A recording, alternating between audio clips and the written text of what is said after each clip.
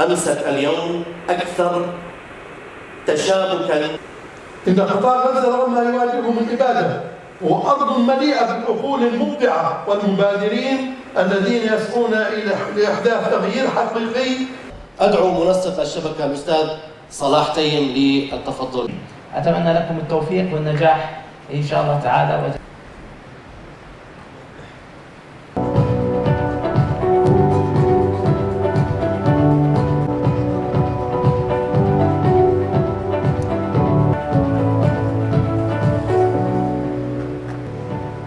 الدكتور عصام يوسف. وقد كنت أكثر شبابا صراحة. أعوذ بالله من الشيطان الرجيم.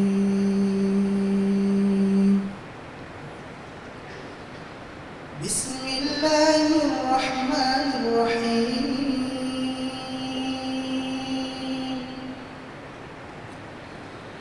الرحمن علم القرآن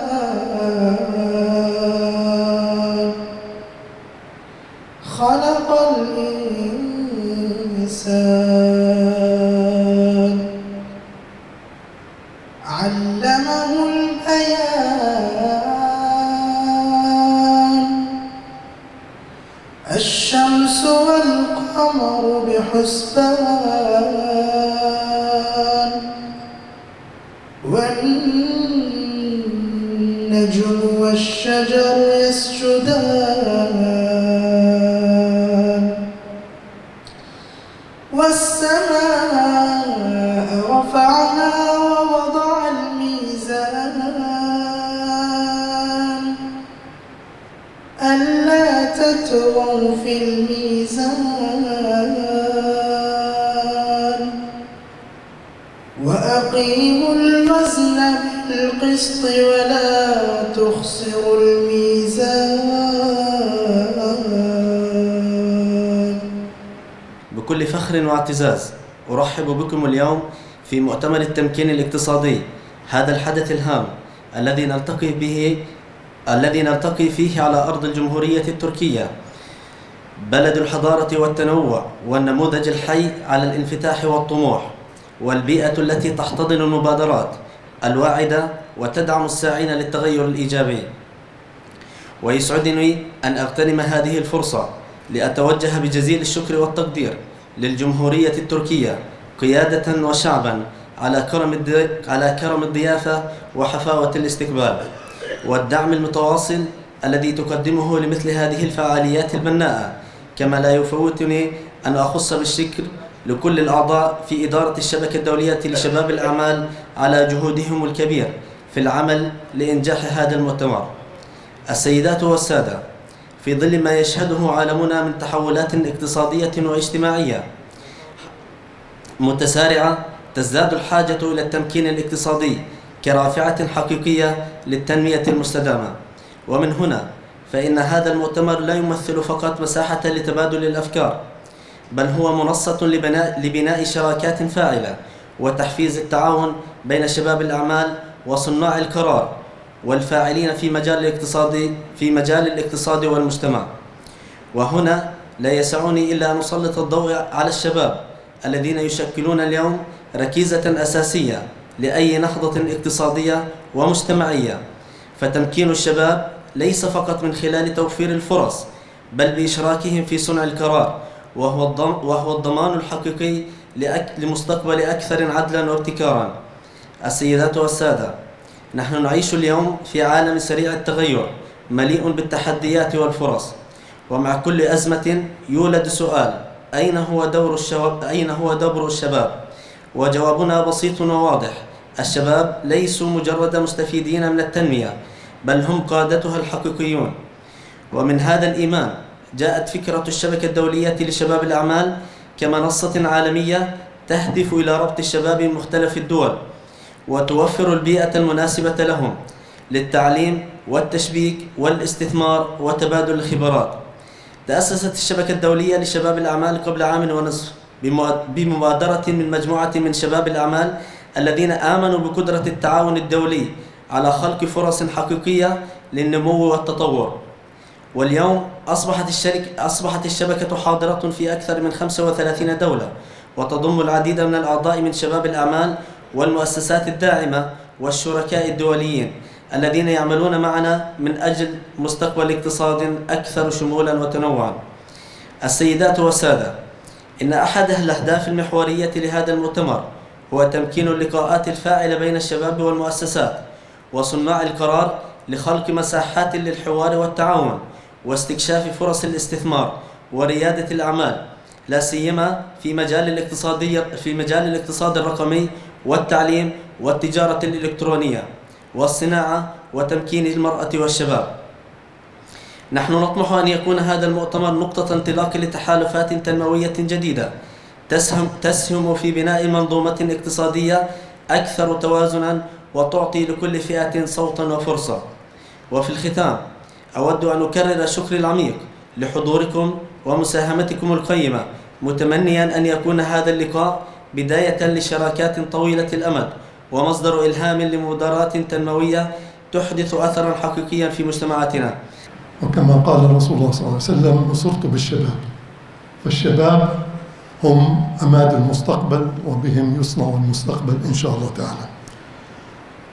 بسم الله الرحمن الرحيم. الحضور الكريم، يشرفني ويشرف قافلة أميال من الابتسامات أن أكون بينكم اليوم راعيا لهذا المؤتمر التمكين الاقتصادي لشباب الأعمال الدولي الذي يجمعنا هنا من مختلف أنحاء العالم حول هدف واحد، وهو تعزيز قدرات شباب الأعمال وتمكينهم من مواجهة التحديات الاقتصادية التي يواجهونها ويواجهها العالم.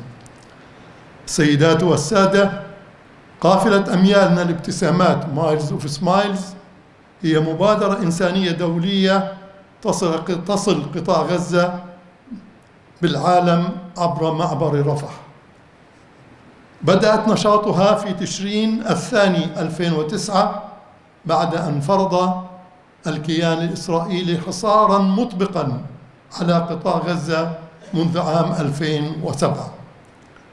تهدف إلى تقديم المساعدات الإغاثية والطبية للمساهمة في سد جزء من حاجة القطاع من الغذاء والدواء والمستلزمات الأساسية نتيجة الحصار الإسرائيلي الظالم منذ عام 2007، والذي منع أكثر من 3000 مادة من احتياجات القطاع كان يمنعها الاحتلال من دخول قطاع غزة من كل المعابر. رسالتنا رسالة أمل وتضامن عالمي تجسد أسمى معاني الإنسانية ندعم بها الشعب الفلسطيني في غزة ونشاركهم همومهم وأحزانهم وأفراحهم وأتراحهم، خاصة الفئات الأكثر تضرراً مثل المرضى والأطفال وذوي الإعاقة، وما أكثرهم في قطاع غزة اليوم.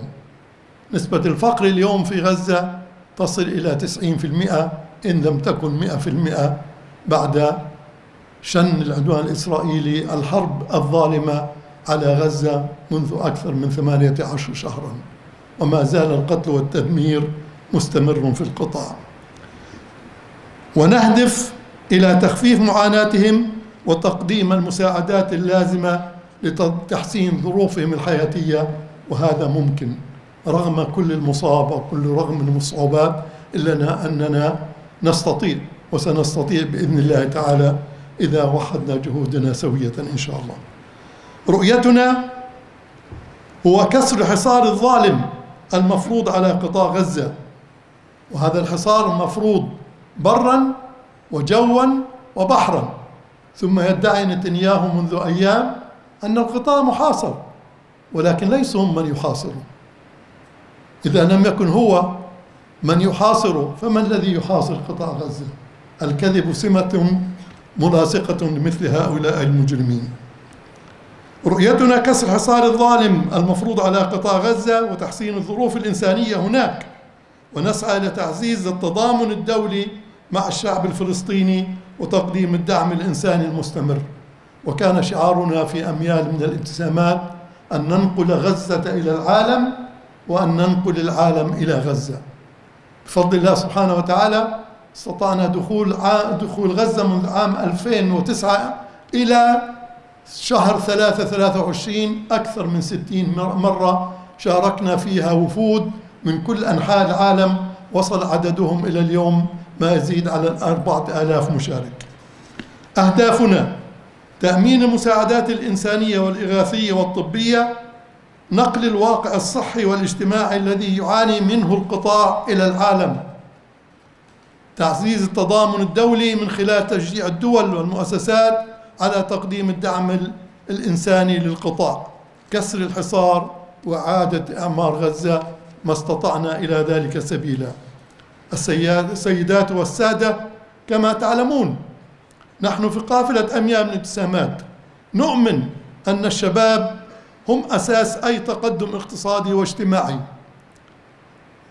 وبوجودي هنا أؤكد لكم أنني أسعى بكل ما أستطيع لدعم الشباب أينما حلوا، وبالتحديد في فلسطين وقطاع غزة، وقد كنا دائما نسعى لذلك. ولذلك كثير من الوفود التي شاركت معنا كانت تسمى بالوفود الشبابية.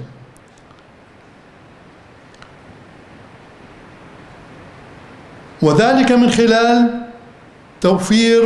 خلال تأمين المنح المالية لهم، وتوفير الفرص التي تساهم في تطوير مهاراتهم وتوسيع آفاقهم وتبادل خبراتكم معهم. ونأمل أن يكون هذا المؤتمر هدف أساسي في كيف نرفع من معنويات شباب قطاع غزة بل وشباب فلسطين جميعا. فنأمل أن نتطلع إلى أن تكون أهدافنا الاقتصادية متضمنة فيها قطاع غزة وشباب غزة إن شاء الله تعالى. إن قطاع غزة رغم ما يواجهه من إبادة، غزة صحيح أنها تواجه إبادة، وهذه الحرب ليست هي الأولى، هذه تقريبا هي الحرب الثامنة على قطاع غزة: 2006 2009 2012 2014 2016 2021 2023 و2023 كانت فيها حربان، حرب في بداية العام وحرب في نهاية العام. إن قطاع غزة رغم ما يواجهه من إبادة هو أرض مليئة بالعقول المبدعة والمبادرين الذين يسعون لإحداث تغيير حقيقي في حياتهم وحياة مجتمعاتهم. ورغم أن غزة فيها تقريبا 2 مليون إنسان وبلد محاصر، إلا أن فيها أكثر من 13 جامعة، منها الجامعة الإسلامية التي تدرس أكثر من 24,000 طالب وطالبة سنويا، وتخرج حوالي 5,000 طالب وطالبة سنويا. هذه غزة التي تصنع العزة إن شاء الله تعالى. ونحن في أميال من الابتسامات نؤمن بقدرة هؤلاء الشباب على التفوق والابتكار إذا تم توفير الدعم الكافي لهم وتأمين الفرص كما هو متاح للشباب في العالم. وقد رأينا ذلك حقيقة على أرض الواقع. فاليوم غزة قادرة، وكانت قادرة أن بنت نفسها وتبني نفسها وستبني نفسها إن شاء الله تعالى. من خلال هذا المؤتمر نهدف إلى تعزيز روح التعاون والتبادل المعرفي بين شباب غزة وشباب العالم، لكي يكونوا قادرين على الاستفادة من الخبرات والتجارب العالمية التي ستساعدهم في تحقيق مشاريعهم وأحلامهم. والأحلام لا تتوقف وستتحقق بإذن الله تعالى، فكونوا مبادرين في ذلك. إننا لا نعتبر قطاع غزة مكانا للمعاناة فقط، بل هو أيضا مكان للإبداع، وإبداعات غزة ترونها في كل يوم وفي كل ساعة وفي كل حين، وهذا دأب كل فلسطين والحمد لله رب العالمين داخلها وخارجها. ولذلك الشعب الفلسطيني هو أكبر شعب فيه نسبة من المتعلمين على المستويات الجامعية بل والدكتوراه وغيرها وغيرها. رغم كل ذلك، رغم كل هذه المعاناة، وبالتالي هم مبدعون في هذا الأمر. وإننا ملتزمون بتوفير الدعم المالي والتوجيه الاستراتيجي لضمان نجاح مشاريعهم وأفكارهم، وبالتعاون معكم مستقبلا بإذن الله تعالى نحقق المزيد. وسنفصل في هذه العناوين في الفقرة المخصصة لنا اليوم تمام الساعة 4. اليوم ستكون ورشة عمل بإذن الله تعالى في تمام الساعة 4 نبحث فيها ونتحدث فيها عن أهم احتياجات قطاع غزة وكيف نستطيع أن نبني ونعيد بناء غزة إن شاء الله تعالى سويا. أود أن أتوجه بجزيل الشكر لجميع المشاركين والمتحدثين في هذا المؤتمر، وأتمنى أن يثمر هذا الحدث عن نتائج إيجابية تساهم في تحقيق التنمية المستدامة لشبابنا في كل مكان، وأن يخرج الجميع من هنا بأفكار جديدة ورؤى مبتكرة تسهم في تغيير الواقع إلى الأفضل. وهذا ظننا بالله سبحانه وتعالى، وظننا بأنفسنا وبإخواننا، وتضامن العالم مع فلسطين، لأن اليوم فلسطين هي الاسم الأعلى ورفعنا لك ذكرك رغم هذه المعاناة، إلا أن الأمل كبير وكبير جدا. ختاما أؤكد أننا سنواصل بذل كل الجهود الممكنة لدعم شباب فلسطين في تحقيق أحلامهم ورفع قدراتهم الاقتصادية، وسنظل دائما شركاء لهم في كل خطوة نحو النجاح والتميز المحلي والإقليمي والدولي، بدعمنا جميعا وتكاتفنا معهم، وشعارنا دائما نصل العالم بفلسطين. يجب أن نصل العالم بفلسطين لكي يعرفوا الحقيقة وينقلوا هذه الحقيقة. ولذلك كنت أقول دائما للمشاركين معنا في قوافل الأميال من الابتسامات أن مهمتكم تبدأ بعد مغادرتكم غزة، واليوم مهمتكم تبدأ من هذه اللحظة، كيف نعيد بناء غزة ونبني طاقات غزة، وغزة كلها شباب. بعد خطاب أستاذ أبو يوسف عن غزة كلامنا صعب، ماذا نتحدث بعد هذا جدا.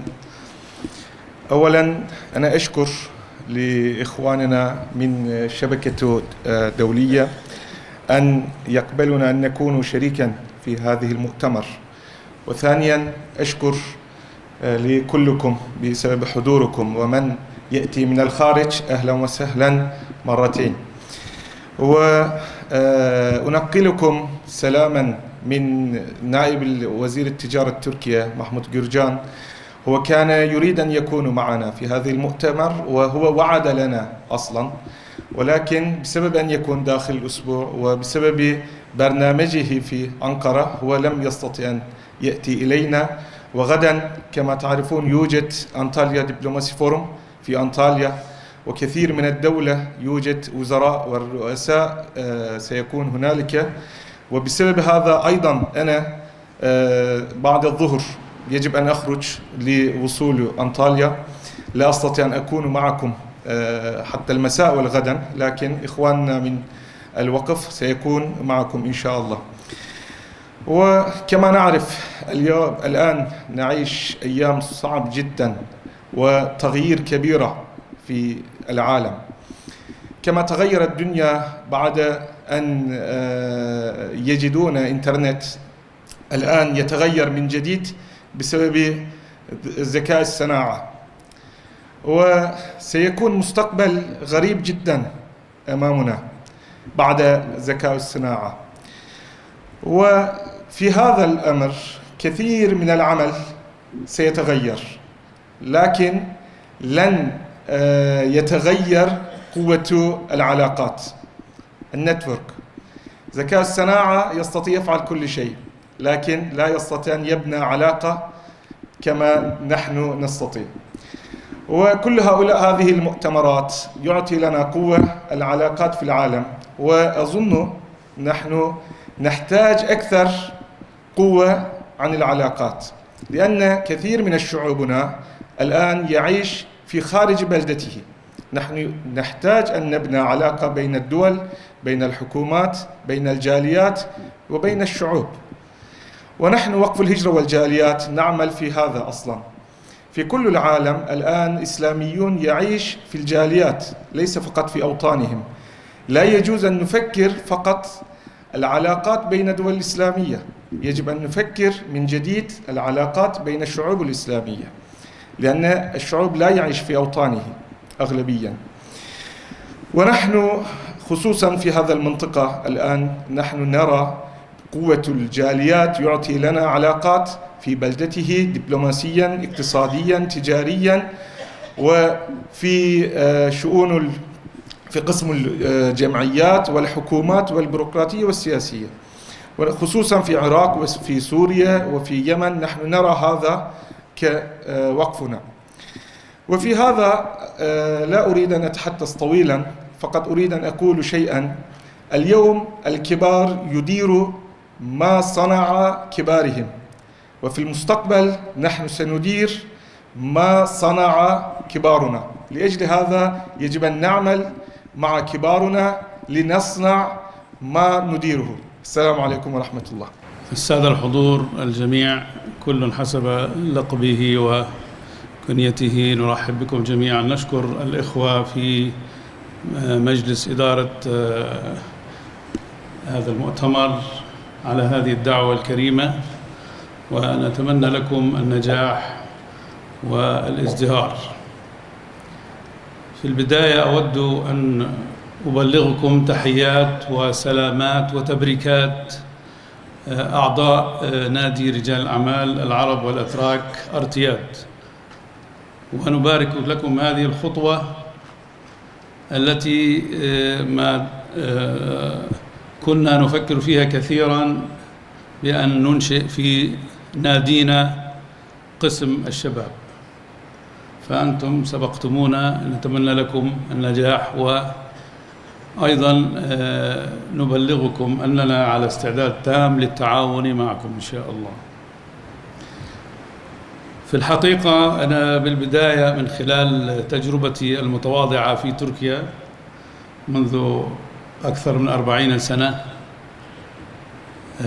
فدخلت في كثير من مجالس الإدارة في جمعيات تطوعية وجمعيات رجال أعمال، بالأخص جمعية الموسياد. فجمعية الموسياد الآن عمرها أكثر من 35 سنة، فلهم باع طويل، وأنا الحمد لله نشأت هناك في زمن الشباب.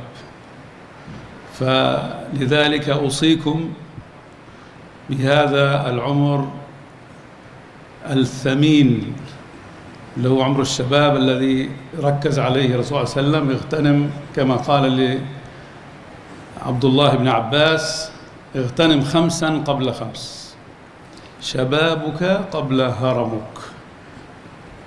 وهذه النصيحة أنا شخصيا شعرت بها الآن. قلت لما أرجع للوراء أشوف إيش عملنا بالشباب، يعني تقول سبحان الله. الآن أنا لا أستطيع، يعني زمن الشباب هو زمن الانطلاق، خفة الحركة، الانطلاق بالأنحاء، الدخول في الشراكات، السفر، كل هذا العناء لا يتحمله الكبار السن. فأنتم الشباب عليكم واجب كبير، ولديكم مسؤولية عظيمة. فقمة العطاء كما قلنا، وخفة الانطلاق في عمر الشباب. أوصيكم من خلال هذه طبعا خبرتنا المتواضعة في تركيا الثقة بالنفس والقدرة على الإنتاج، أنك تستطيع. هذه الثقة إذا وجدت في الشاب سيبدع، أن يكون دائما واثقا. وطبعا هذا يأخذ من الإيمان بالله سبحانه وتعالى والاتكال على الله. لا ننسى الاتكال على الله، ثم الانطلاق في المجتمع في كل الأنحاء. لا نضيع أي دقيقة في بناء علاقات. طبعا الشراكات كما قلتم اللي هي تشبيك كله يتم عن طريق الحركة. إن لم نتحرك لن نستطيع أن نعمل تشبيك. أيضا أوصيكم بالاستفادة من رجال الأعمال الكبار كما ذكر أخي قبل قليل، أننا سنصنع أو سنستمر من حيث وقف كبار رجال الأعمال، ننطلق لنزيد، لا لنقلد فقط، لنزيد، ولكن لا ننسى ونمسح الماضي والتجارب الماضية. إذا نحن استفدنا من خبرات الكبار وأضفنا إليهم الأشياء الجديدة فهذا لا يعني أي تطور. نعم. أخيراً في مجال الاستثمار والتشبيك مع الشركات، أنصحكم بالتوجه نحو الإنتاج أو التصنيع. يعني الكثير من الشباب أنا أجدهم دائما حاملين هالشناط والدوسيات والملفات يسوقون للمشاريع، تسويق أو بسموها عند الأتراك كوميسيون أو أرجلك. يعني هذه جيدة، ولكن لا نجعلها أو لا نكون نحن أداة يستعملنا الشركات الكبرى. لا أريد أن أقول بعض الشركات والأسماء. أصبح الشباب الآن يبحثون عن دخل سريع وخفيف وظريف وإيش وسهل. طيب والأشياء الثقيلة لمن نتركها؟ أنت شاب، ما زلت شاب الآن. يعني أنت لو يعني أيضا أرجع إلى ذكرياتي في الموسياد، كنت أنا والأخ غزوان الله يذكره بالخير نطارد من اليمن إلى السودان إلى المغرب إلى يعني إلى أفريقيا إلى أوروبا، لنعمل تشبيك العلاقات ولنؤسس المؤسسات التي ستتعامل معنا هنا. فإن شاء الله أخيرا يعني كما قلت في البداية، نحن في ارتياد، وارتياد إذا كان هناك نصف دقيقة أعرفكم على ارتياد. نحن طبعا أسسنا الارتياد في قبل 10 سنوات بالضبط استفادة من الموسياد، ولكن مطبخ خاص للدول العربية. ثم مزجنا هذا الخليط مع رجال الأعمال الأتراك، لأنه لا يمكن أن نعمل لوحدنا في تركيا. والحمد لله نحن على علاقة قوية جدا مع الموسياد. كل أفرع موسياد في تركيا نتعامل معها، نعمل الزيارات الميدانية في تلك المدن ونتقابل مع رجال الأعمال، نعمل التشبيك هناك. أيضا نقوم بالزيارات إلى الدول الخارجية خاصة الدول العربية، ونشارك في المؤتمرات والمعارض والزيارات الرسمية. فالارتياد هي بيتكم، هي منصتكم تستقبلكم في أي وقت في أي زمان. نحن مستعدون للتعاون معكم ونبارك لكم هذا الانطلاق، وإن شاء الله نأتي بالسنة القادمة ويكون عندنا بالصالة 2000 شخص إن شاء الله. نتمنى لكم التوفيق، والسلام عليكم ورحمة الله وبركاته. الأستاذ فيدات تورغوت المدير العام لهاك سيادة.